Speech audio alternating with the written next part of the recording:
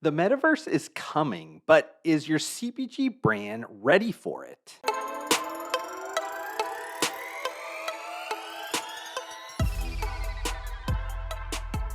Did that introduction give you a slight bit of heart palpitations? Do you hear the words Web3, crypto, blockchain, NFTs, and or metaverse and instantly think how far behind you are? Don't worry, I'm right with you at certain times. I hear people are getting married in the metaverse. I hear people are holding business meetings in the metaverse. I hear people are spending millions of dollars to acquire virtual real estate in the metaverse. And I hear people are collecting digital art to, I guess, hang on their virtual real estate walls in the metaverse. Even Walmart, yes, Walmart is quietly preparing itself to enter the metaverse. And no, it's not this 2017 Walmart virtual shopping video that's been circulating around the internet lately. Great. Looks like you need a good wine pairing. Take a look to your right.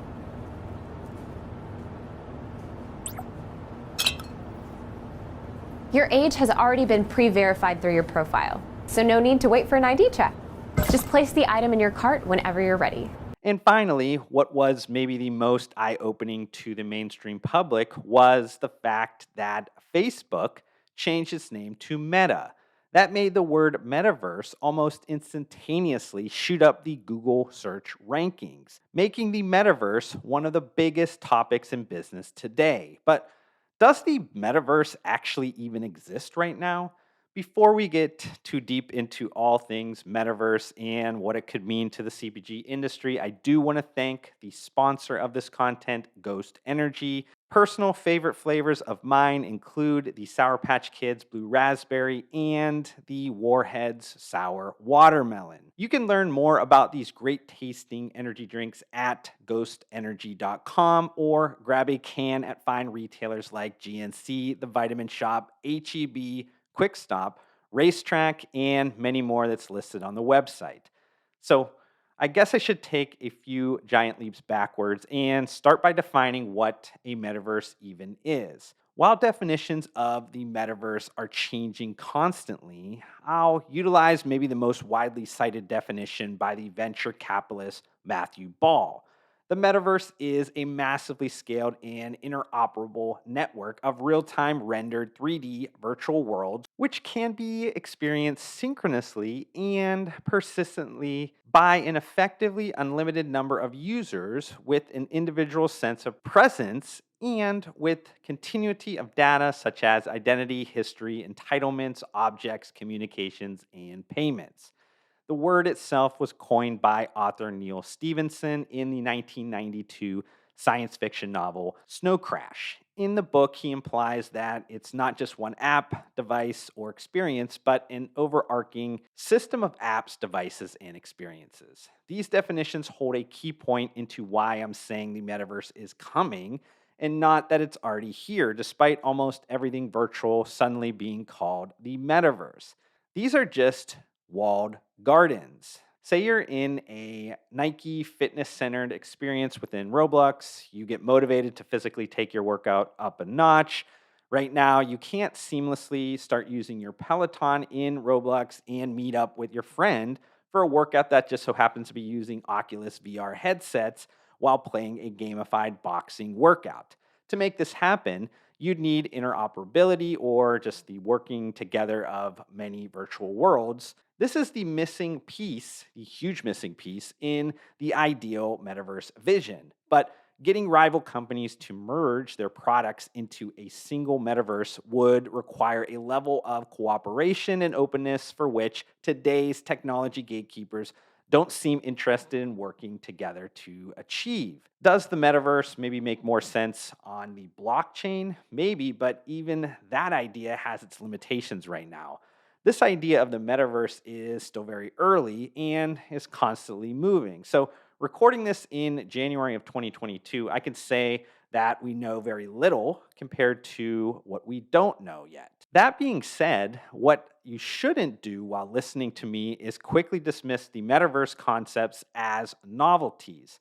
You might be thinking your target consumers are not interested or even ready for the metaverse, but I think that's extremely short sighted. Through endless work meetings on Zoom or family chats on FaceTime, the COVID 19 effect gave everyone a taste of blended reality future. Yes, all these technologies definitely existed well before the pandemic happened, but not at the widespread adoption that we saw. Whether everyone realizes it or not, virtual worlds have become part of our daily lives. That being said, there are some knowns today that might provide opportunities for CPG brands. The first one is around attention, and this one's kind of pretty easy to understand. We live in the attention economy. Thus, attention is a resource, and a person has only so much of it. In the competition for attention, wouldn't a CPG brand want to engage where its target consumers spend time, be that physically or digitally? If users are leaving a Web 2 platform like Instagram or Facebook or TikTok and are instead converging within a virtual platform, it only makes sense that the CPG brands should follow.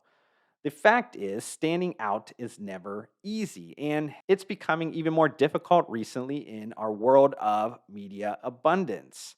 The metaverse can be a dreamland for those that need to differentiate or stand out in their category. Options are really endless, and the brands that think and act the most creatively will find themselves earning the attention and admiration of consumers in the metaverse. And I'll kind of explain why that's important a little bit later. The second is around digital goods. And even if today's metaverses are just like virtual walled gardens, it doesn't mean that they don't provide huge opportunities. One of the biggest areas surrounds digital goods.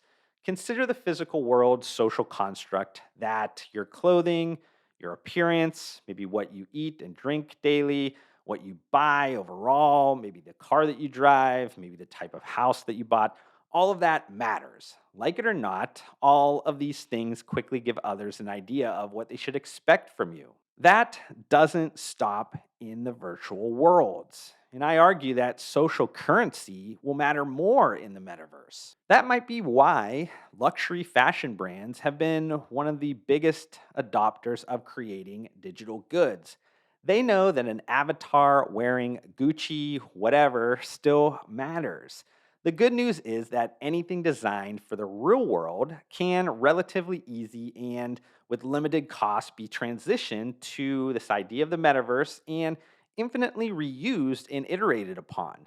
The impact here is a bit mind blowing. Blockchain based experiences also continue to show the economic potential of resellable, truly ownable, and interoperable digital goods. This is already playing out in the CPG industry in various ways. Consider the example that when General Mills brought back the 90s snack Dunkaroos, it also released a virtual streetwear as part of the launch, leveraging NFT technology. Some of the most valuable commercial real estate for retail right now is actually in the metaverse, where brands, content, creativity, and consumerism meet, civilization forms.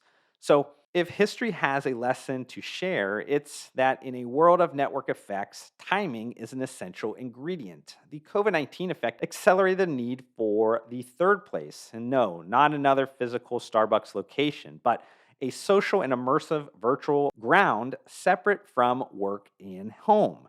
If you're struggling to understand the digital experiences, think about it as a way for a brand to find new and surprising ways to target consumers to connect with its products and values. As an example, it's kind of like a South by Southwest brand activation that would normally need a stamp on a person's hand, a wristband, maybe a ticket to enter, but is now completely created in a virtual world that maybe is locked by a coin or an NFT. Procter and Gamble beauty segment just recently launched Beauty Spear at the Consumer Electronics Show to experiment with this idea. It can also be done through like-to-like digital advertising. Stella Artois has been the official sponsor of premium horse race tracks for a while. That is translated to the metaverse with a deal to sponsor Zed Run, the blockchain based online horse racing platform.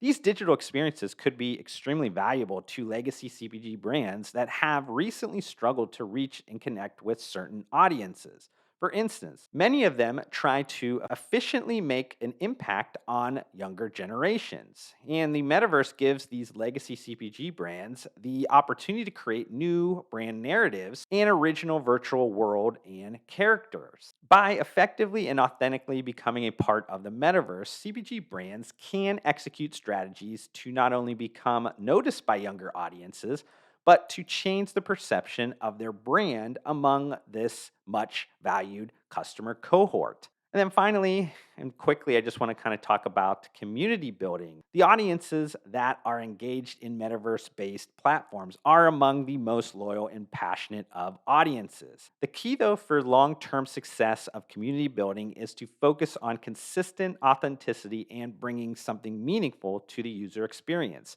Whether it's growing an existing audience or starting a new customer cohort relationship, every CPG brand will have an opportunity to foster long lasting relationships in the metaverse. Just kind of want to end on some quick final thoughts. While all this talk about the metaverse is probably pretty early, consider the impact of generational change. Generation Alpha, those born between 2011 and up towards 2025, they express themselves, often learn, and constantly socialize through virtual worlds that they can touch, change, and collaborate in. That's not going to stop anytime soon. Rather, the capabilities of these virtual worlds will expand, their ease of use will improve, and their significance will grow. As Generation Alpha starts turning of working age in a handful of years, the oldest ones at least, their frames of reference will lead to transformative change. Expect the discussion of metaverse concepts to be an ongoing topic in my content within the next coming years. This is pretty much volume one of many to come, so hopefully you embrace this metamorphosis with me. If you enjoyed this YouTube video, please consider giving it a like. I also have a short term goal of getting to 2,000 subscribers on YouTube. I would love to see you a part of this journey, but we have to change the fact that just under 70% of you are not subscribed to my channel, and that makes me extremely sad. But just want to thank you for tuning in, and I'll see you on the next one.